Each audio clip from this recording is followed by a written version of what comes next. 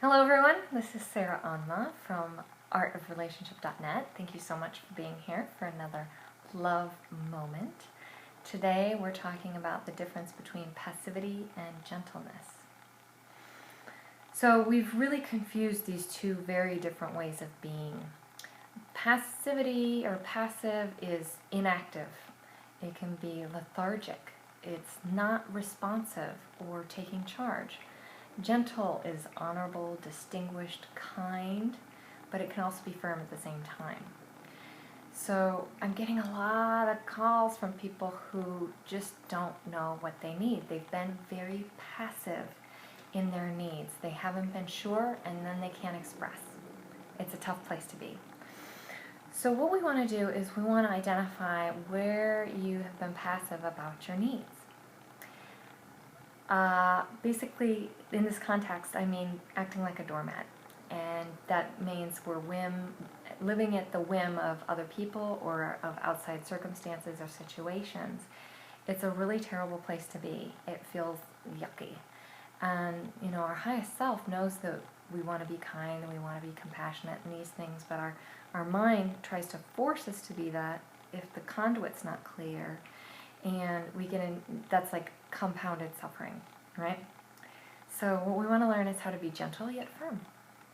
And some of the complaints I've been getting lately are about people who feel like, they take me hostage with my time, or, they just talk my ear off, or they manipulate me, or these kinds of things. And really we need to take charge of our reality and who we are and who we want to spend time with and express ourselves.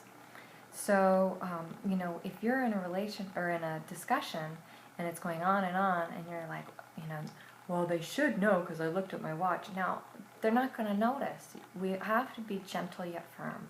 And it's not written anywhere that says you can't have, you can't say something like, this conversation ends right now. Thank you for your time. Goodbye. You can say that. You don't have to worry about being nice or, following proper decorum, because if you don't take care of yourself, you're not being nice. You're not doing them any favors. Really, it's a very loving thing to do to let people know, you know what, that's not okay with me. Because if you don't tell them, they don't know. So when you're engaging with somebody new or an established time vampire, you can gauge it much, much earlier about how it's going to go if you are clear about what you need and want with yourself, and you make a commitment to yourself to live by your guidelines. The gentle part comes in with a smile through your heart, and that expresses itself on your face. Coupled with this confidence that you know exactly what you need and what you want, and you've committed yourself to living within your guidelines. It's in you. I can't emphasize this enough. You have to know your needs. Once it's clear with you, you've made that commitment to yourself, you've made that decision inside, the whole world starts to change around you, I guarantee. So, your assignment is to review. Do you know what your integrity is? What are your standards of integrity?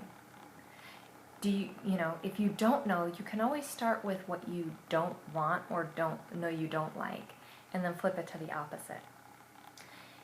Get that into yourselves with breath and with a decision and a commitment to yourself. I'm going to live within my integrity.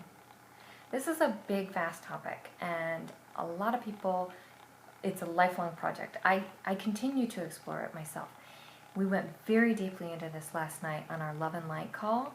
If you need support, join us. We are happy to support you. You can have a recording of the call. We can usher you into a new way of being.